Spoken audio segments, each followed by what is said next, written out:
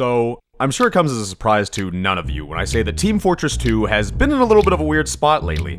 As of right now, TF2 hasn't really received a real major update outside of maybe Halloween updates since 2017, and really we haven't even had a cosmetic drop since Christmas. That being said, we certainly haven't gone without updates this year, they just unfortunately weren't the type of updates we were expecting. And for that, we really have only to thank the creators of TF2's brand new Man vs. Machine mode. Yes sir, that's right, the battle of mercenaries versus the robots has returned. Only this time, the bots won't be contained to simple MVM maps. Oh no. This time, they're everywhere. With new upgrades such as nauseating spin animations, 100% headshot accuracy, and ear-bursting voice spam.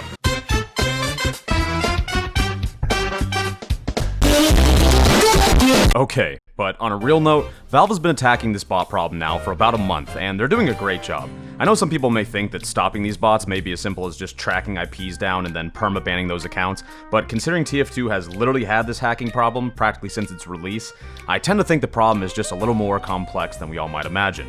Especially considering the TF2 team used to be a lot bigger, something like 15 to 20 full-time staff members on average, so had it been as easy as people think it is to just ban all hacking, I'm pretty sure they would have just done it by now. But this specific bot problem has been a bit of a new challenge for the team, and it's been great to see them taking the steps necessary to improve our game for the future. But that also being said, I can already tell what some of you are thinking in the comments section. Hey, Large Joseph, you think we'll ever get another major update? I was really hoping we'd get something new for that heavy weapons guy, like maybe a burrito. Well, my answer to that is, I don't know, but I sure hope so. You know, it was once actually common knowledge that Valve was working on a new major update shortly after the Jungle Inferno dropped, but where all that content went now, or what it was actually focused on in the first place, we may never know. It could very well be the case that some of that work was just for the Halloween updates to follow and some bug fixes, or it could be the case that Valve really was working on a brand new, huge project, but that all that work was just put on hold once Valve decided they wanted all hands on deck for the new Half-Life Alyx. But since that game has been out for months now, does that mean we could finally see this major update soon?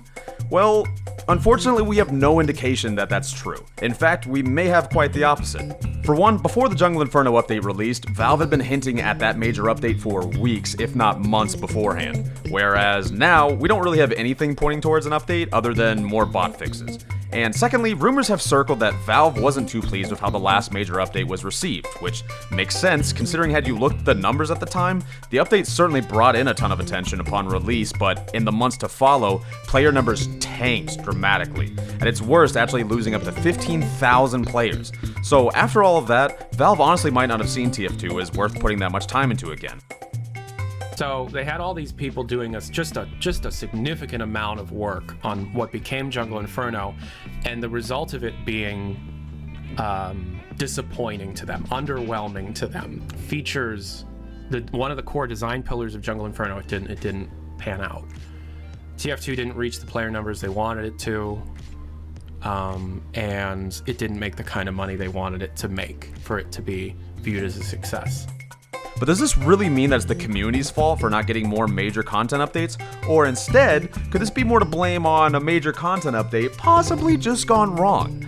Well, in order to answer that question, let's take a trip back and revisit the Jungle Inferno update.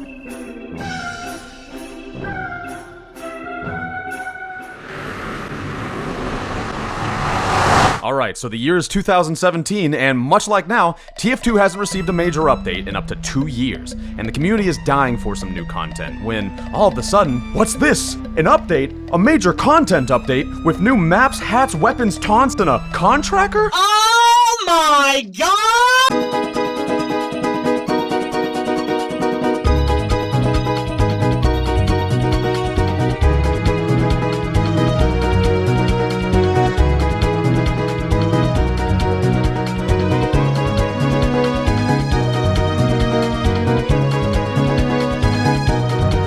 Unfortunately, what players came back to was a lot of this. And this.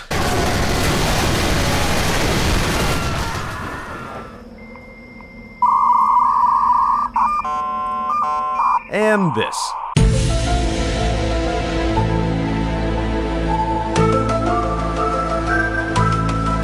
And those certainly weren't the only problems that came with this update. First off, one of the biggest mistakes of this update, in my opinion, came from this little beauty right here, the con tracker. Because while it may have been a wonderful and creative way to keep people playing the game and trying out new classes, it encouraged way too many people to play Pyro, especially this little part right here.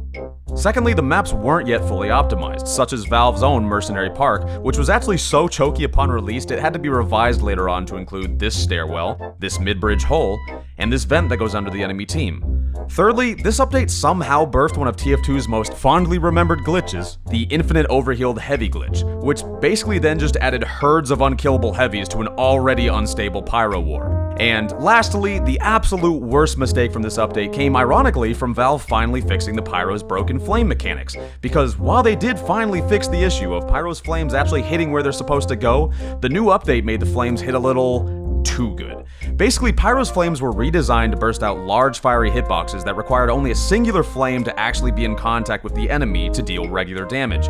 In other words, it didn't matter whether you were aiming right at the enemy or spasming about with no actual concept of accuracy, as long as a flame particle was landing per moment, you would deal essentially the same damage. So once Pyros learned this, oh, it was casual hell. And the worst part about it was, you want to know how long this took to fix? You might be able to guess it. That's right. 5 months later, after numbers had hit a historic low. So, what's my point in all this? To just all over Valve? No. The actual point I'm trying to make is that just because we had a failure with one major update doesn't mean it'd be pointless to try another. The TF2 community has kept up almost this cult-like following to this game for up to 12 years now, and even after all the problems caused from the Jungle Inferno update, it's clear that the community has long since forgiven that. And by the way, now that those major bugs are fixed from that update, the additions are great. I personally, for one, love all the new skins and the secondary banana and all those great maps such as Enclosure, Lazarus, Moss Rock,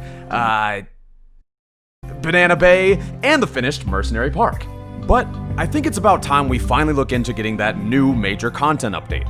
While it might make sense for Valve to just continue working on bigger projects such as CSGO, Dota, or the new Half-Life installment, it certainly would be a shame if they were just to leave TF2 in the dust right now. For one, I know I've already harped on this a lot, but TF2's numbers have remained consistently higher than they've ever been since December of last year, juggling around 60 to 66,000 average players, and the community has patiently been awaiting this update that Valve debatably promised up to 2 years ago now. On top of that, I sincerely doubt these numbers even scratch the roof of what TF2 could reach, considering TF2 content makers still regularly pull in vids with hundreds of thousands of viewers watching them, if not millions. And in my opinion, this would indicate that even people that don't play TF2 would likely join or return to the game if some updates were to eventually come. If you needed more evidence, however, that people really would come back for the right type of update, you'd have to look no further than the major Scream Fortress update we got in 2018, that brought back a peak player count of 116,000 players. But ultimately, this choice is up to Valve. They are a video game development company after all, and not a Team Fortress 2 company. But I think at this point, my message to Valve is clear. Valve, it's been 2 years, and while everyone appreciates what you're doing with the bots right now, possibly your largest TF2 crowd to date is eagerly awaiting to see what comes with the next actual content update. And while you could always drag the game on life support by just dropping cosmetic cases here and there, we'd really hope for the future of this game that this isn't the case. Right now, the eyes are here, the players are here, and we're ready for something new. We're ready for new maps, new weapons, and we're ready to buy all sorts of new items that would come along with that, whether they're tickets, hats, Australiums, you name it. We're ready and we're waiting. And in my opinion, this could be your chance to redeem yourself and to raise the player count tremendously like you meant to do 2 years ago. But will you see the potential in this moment with the loyal TF2 crowd waiting, or will you just go off again to chase the shiny new toy in the room and leave this game in the dust? Your move, Valve.